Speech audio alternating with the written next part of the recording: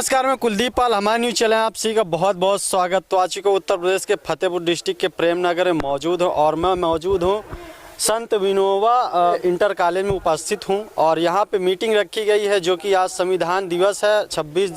26 नवंबर को संविधान दिवस मनाया जाता है। आज जो है मीटिंग रखी गई है। पाल समाज के लोग जो पीछे आपको दिख रहे हैं, ये सारे लोग पाल समाज के लोग हैं और ये लोग काफ़ी दूर दूर से चल के आए हुए हैं यहाँ पे मीटिंग में, जो कि संविधान दिवस में मनाई गई मीटिंग में सभी लोग उपस्थित हैं। और हम सभी लोगों से पूछेंगे, और पाल समाज के लोग हैं, कुछ पाल समाज के बारे में पूछते हैं इन लोगों से।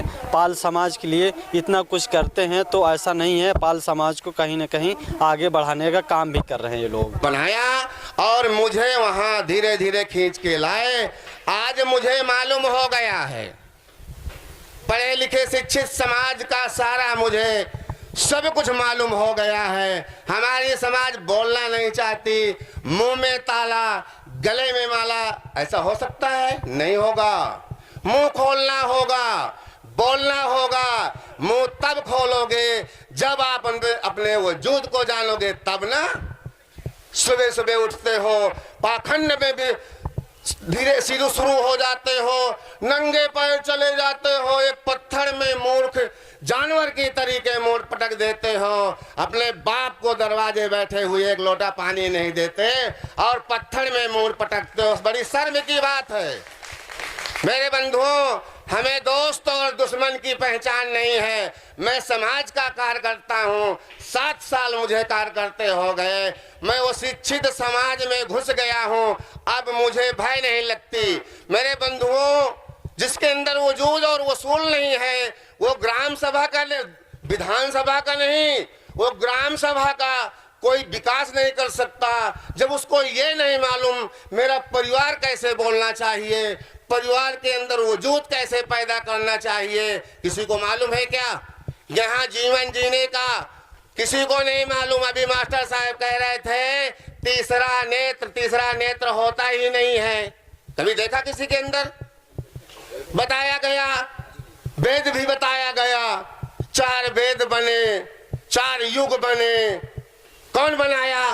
ब्राह्मण बनाया। ब्राह्मण कौन है? तुम्हारा दुश्मन है, जानते हो। आज हम ब्राह्मणीकरण में अपने बाप को बाप नहीं कहते, दूसरे के बाप में माथा टेकते हैं। यह सत्य बात है क्या? बहुरा ही मैं सही, लेकिन मैं क्या सत्य बात बोल रहा हूं क्या? आप बहुत शिक्षित हैं तो बताइए। मेरे बंधुओं, हमें वजूद और वसूल कहाँ मिलेगा? अपने महापुरुषों के मार्ग में हम काम करेंगे तब मिलेगा ना। हमारे जब तक समाज का क्रांति नहीं होगा, तब तक राजनीतिक क्रांति आप संभव नहीं है। मेरे बंधुओं, बहुरा से सुन लो, बहुत बहुत चीजें बहुरा सुना सकता है। क्यों?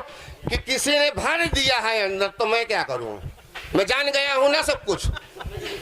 मेरे बंधुओं, हमारे नेता लोगों की ये सोच होती है, मैं कब प्रधान, कब बीडीसी, कब जिला पंचायत, कब विधायक, कब मंत्री बनूं। हमारी भी एक सोच है, इस व्यक्ति की भी एक सोच है कि हम अपने लोगों को कब सत्ता पर स्थायी और स्थगित बिठा दें कि कभी भी दुश्मन उन पे वार न कर सके और सत्ता से बर्खास्त ना कर सके। मेरे बंधुओं, हमारे नेता लोग बात किसकी करते हैं?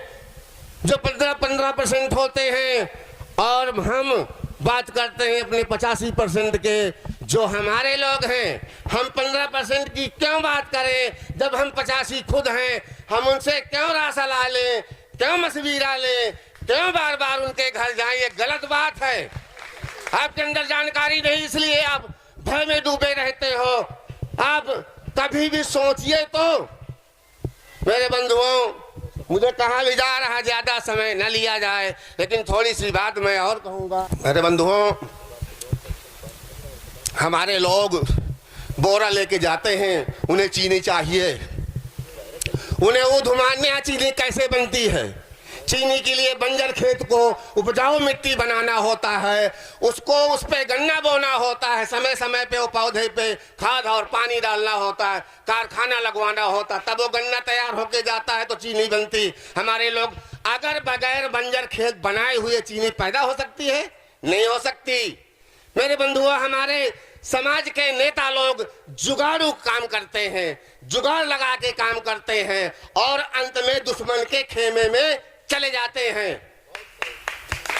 मेरे बंधुओं, हमारी भी एक सोच है कि इसी तरह के मंच लगा लगा के हम अपनी समाज को सुरक्षित और शिक्षित और समीकरण कर दें कि जब भी कोई भी सत्ता में परिवर्तन होता है तो ये अपाहिज समाज में खलबली मच जाती है। क्यों?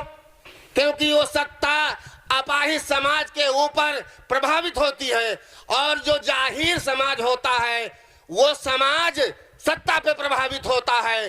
हमारी भी ये सोच है, हम राष्ट्र की सत्ता पे अपने लोगों को बिठा दें कि खुद सत्ता का हुक्मरान बने, जो कहे वो हो, और इसी संगठन के द्वारा सबको हम समझा सकते हैं। मेरे बंधुओं, कभी भी दुश्मन हमारे सामने नहीं आएगा, लेकिन हमें कुछ अंधविश्वास छोड़ना होगा। जैसे हमारे रामा स्वामी पेरियार जी महापुरुष थे, उन्होंने अंधविश्वास पे काम किया।